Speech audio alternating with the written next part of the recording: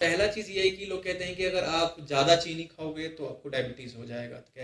हर चीनी खाने वाले को या हर मीठा खाने वाले को डायबिटीज नहीं होता है। इंसुलिन तो बनती है शरीर में, लेकिन उसके प्रति रेजिस्टेंस बढ़ने के कारण शरीर में शुगर पचाने की क्षमता बहुत कम हो जाती है।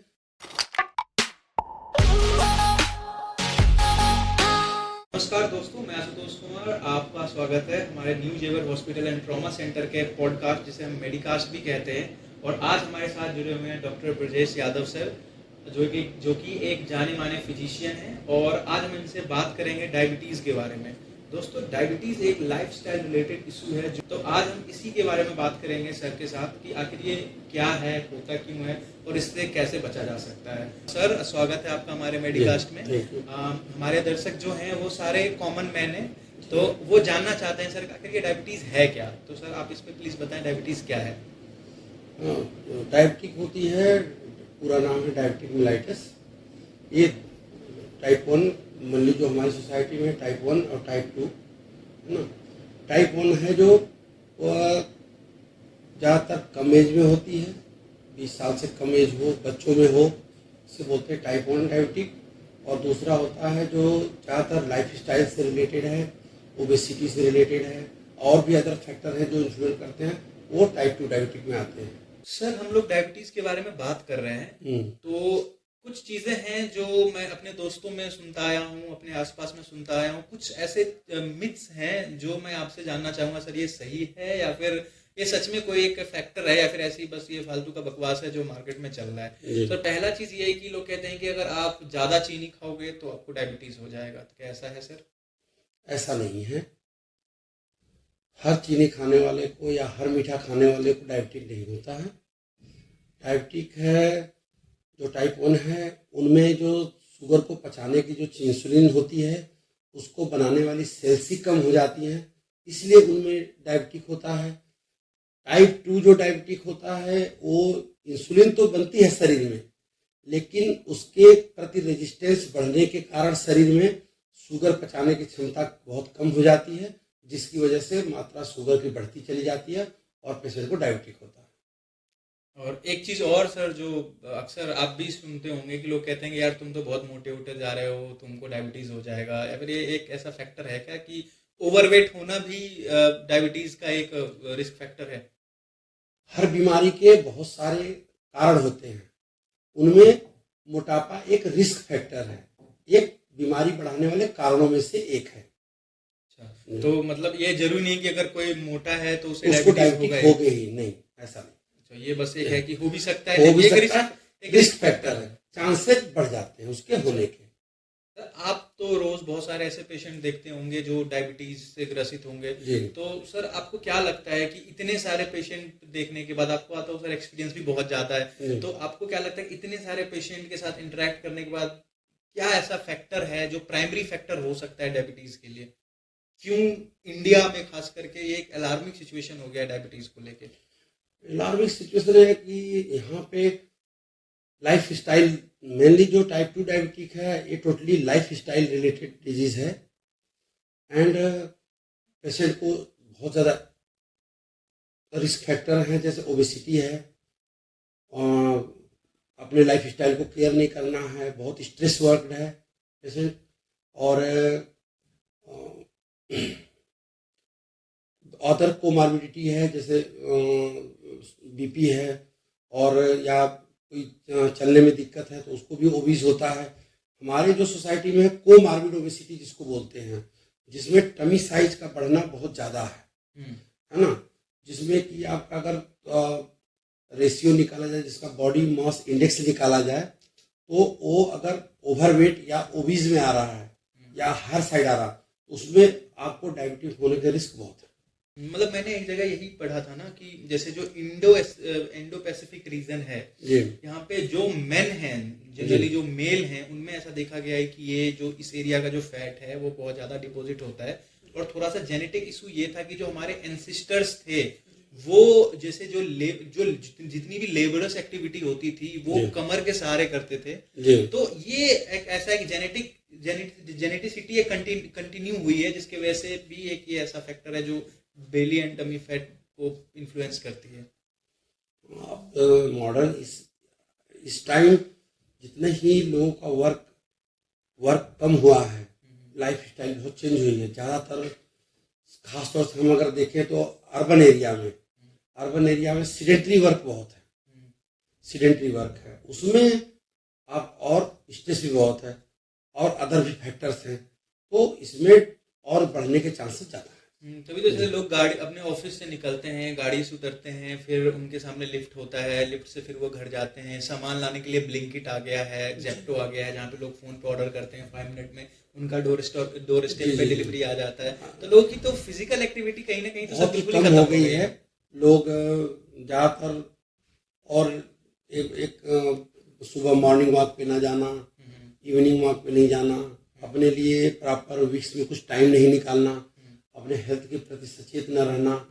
और एक फैक्टर और आ गया है कि जो पहले कुछ समय बचता था एक्सरसाइज और वर्क के लिए, अब मोबाइल ने उसको और ले लिया है, तो और लोग उसमें ज़्यादा बिजी हो गए हैं। और मोबाइल से सर यही है ना कि जो हमारे जो यूथ हैं, जो स्टूडेंट्स हैं, मैंने उनमें भी देखा है कि उनकी भी जो लाइफस्टाइल है, पहले चलो हम जो थोड़े से जिनका एज 40-45 हो गया है उनका समझ में आता है, लेकिन जो यंग वंस हैं, जो स्टूडेंट्स हैं, उनका भी मैंने देखा है कि वो लेट उठना, रात रात में देर तक जगना, फिर फोन ज्यादा यूज करना, तो वो अभी तो उनको तो ऐसा इफेक्ट नहीं आ रहा है, लेकिन 30-40 इयर्स के बाद अगर वो अपने आप को देखेंगे ऑन द हेल्थ स्केल, तो उनको क्या इफेक्ट वहां पे देखने को मिलेगा? कहीं ना कहीं बॉडी जो होती है पूरी तरह से हार्मोन्स के द्वारा कंट्रोल की जाती है। हार्मोन्स का बहुत ही शरीर पे इफेक्ट रहता है। तो अगर आप डायर्नल वेरिएशन बहुत ज़्यादा करते हैं तो एक तरह का स्ट्रेस सिचुएशन होता है वो, है ना, उसमें आपको कोई भी बीमारी बढ़ने के चांसेस बढ़ते हैं, और उसमें डायबिटीज। अच्छा सर, एक चीज और जो हमारे दर्शक जानना चाहते हैं कि जिनको डायबिटीज हो गया जी, अब तो उनको हो गया, तो क्या जो टाइप 2 डायबिटीज होता है वो रिवर्स हो सकता है क्या? क्योंकि बहुत सारी एडवर्टीजमेंट हम देखते हैं कि आप ये प्रोडक्ट ले लो, आपकी डायबिटीज रिवर्स हो जाएगी, आप ये पाउडर ले लो, आप ये हर्बल सिरप ले लो, तो आपको क्या लगता है ये क्या हो सकता है? डायबिटिक है अगर बहुत अर्ली फेज में है, आप प्री डायबिटिक हैं, या वे बहुत न्यूली ऑनसेट डायबिटिक हैं, तो आप इसको बहुत ही टाइट कंट्रोल करके बाय डाइट, वेट लॉस और समटाइम्स कुछ मेडिसिन लेके आप इसको नॉर्मलाइज की तरफ ला सकते हैं। अगर वेट लॉस करते हैं, टमी साइज प्रेफरल रेजिस्टेंस बहुत कम हो जाता है, तो मे बी कि ये आपको दवाइयों की तरफ जाने से चांसेस कम करेंगे। जी। तो सर आपने डाइट भी बताया जी, तो सर जो डायबिटीज का एक फैक्टर है जो कि एक डाइट भी है, तो सर आप इस पे कुछ बताएंगे कि डाइट किस तरीके से हमारे डायबिटीज के तरफ इन्फ्लुएंसमेंट पे वो एक फैक्टर है जो अफेक्ट करता है?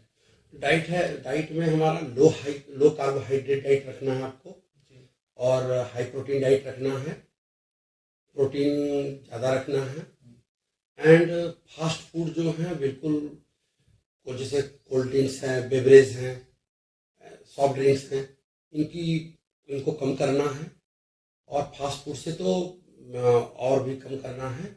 बाकी आपको खाने में पल्सेस ज़्यादा रखना है, और फ्रूट्स रखने हैं आपको, है ना, एंड हाई प्रोटीन डाइट जैसे पनीर हो गया, पल्सेस हो गई, स्प्राउट्स हो गए, ये बहुत हद तक मदद करते हैं आपको कार्बोहाइड्रेट डाइट लेने से बचाते हैं। तो यानी कि सर अगर मेरा डाइट सही है तो मैं अपने आप को ये कंसीडर कर सकता हूँ कि मैं डायबिटीज के तरफ कम इन्फ्लुएंस्ड हूँ आने वाले टाइम पे। मैं अगर आप अपनी लाइफ स्टाइल बहुत रेगुलर हैं और डाइट अच्छी ले रहे हैं, तो रिस्क फैक्टर बहुत कम होते चले जाएंगे।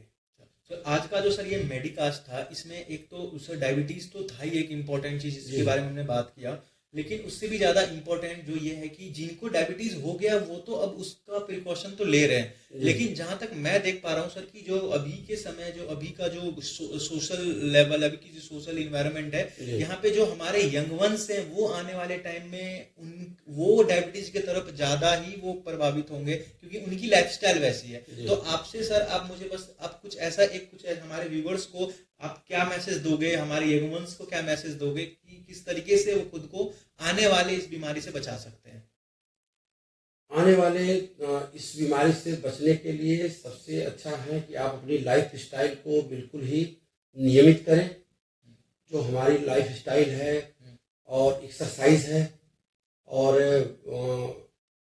हार्ड वर्क है, जैसे वर्क है, वर्क फील्ड अपने घर पास में फील्ड है या फिर जैसे भी है, आपको एरोबिक एक्सरसाइज ज़्यादा से ज़्यादा करनी है और टमी साइज आपको कम रखना है अपना, और जो सबसे ज़्यादा फास्ट फूड हैं और इस सब की तरफ बहुत कम से कम अट्रैक्ट होना है। और ज़्यादातर फील्ड गेम्स में उस समय मोबाइल से कम करके गेम्स पे आप ज़्यादा ध्यान दीजिए, फील्ड में जाएं, खेल कूद करें और इससे और चांसेस कम होंगे। एक लास्ट चीज जो मैं आपसे जानना चाहूंगा सर, ये जी। डायबिटीज मेंटल हेल्थ को किस तरीके से अफेक्ट करता है?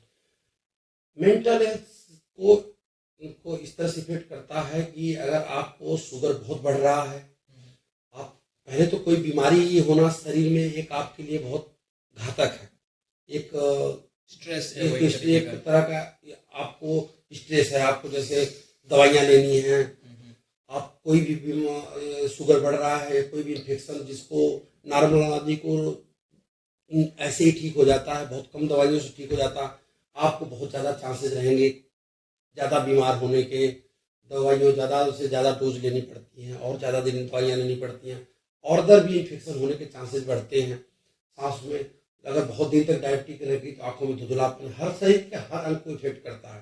तो ये एक तरह का बहुत ही स्ट्रेसफुल सिचुएशन है कि जैसे कोई इंसुलिन लेना है, वर्क फील्ड में गया, अब वहाँ पे कैसे लेगा, क्या खाएगा, तो इस तरह से मेंटली भी बहुत तरह से चैलेंज हो जाता है कोई भी बीमारी होने पर। उसमें डायबिटीज खासतौर से है क्योंकि इसका मेडिसिन रेगुलर लेना है, आपको डेली लेनी है, सुबह शाम भी कुछ दवाइयाँ लेनी है, इंसुलिन भी लेनी है, और साथ में मेंटली भी आपको एक स्ट्रेस रहता है और एक इकोनॉमिकली भी बहुत स्ट्रेस रहता है। इस तरह से हैम्पर करती है लाइफ स्टाइल को इस तरह। तो हमारे दर्शकों को मैं ये बताना चाहूंगा कि जिस तरीके से सर ने एक्सप्लेन किया है डायबिटीज को, मुझे तो यही लग रहा है कि भाई जिन्हें हो गया उन्हें तो हो गया, लेकिन जो बचे हुए हो वो बच के रहो भाई, अपना डेली लाइफ सुधारो, अपनी एक्टिविटीज थोड़ा फास्ट करो, थोड़ा फिजिकल एक्टिविटीज में ज़्यादा इन्वॉल्व रहो, और कोशिश करो कि जो सेडिटरी चीज़ें हैं, घर में बैठे बैठे आप फ़ोन से कुछ ऑर्डर कर ले रहे हो, ब्लिंकिट, जेप्टो, ये सारी चीज़ें आप यूज़ कर रहे हो, तो यूज़ करना गलत नहीं है, आप इन इमरजेंसी तो आप उसको यूज़ कर ही सकते हो, लेकिन कोशिश करो कि आपकी थोड़ी फिजिकल एक्टिविटी बनी रहे, और आने वाले टाइम में आपको डॉक्टर के पास जाके आपको इतनी सारी प्रिकॉशन ना लेनी पड़े, परेशान ना होना पड़े। अगर आप चाहते हो कि ये सब चीज़ें बचे रहो तो सर ने जो भी चीज़ें बताई है उसको आप फॉलो करो, और देखते रहिए हमारा मेडिकास्ट न्यू जेवर हॉस्पिटल एंड ट्रॉमा सेंटर में। धन्यवाद।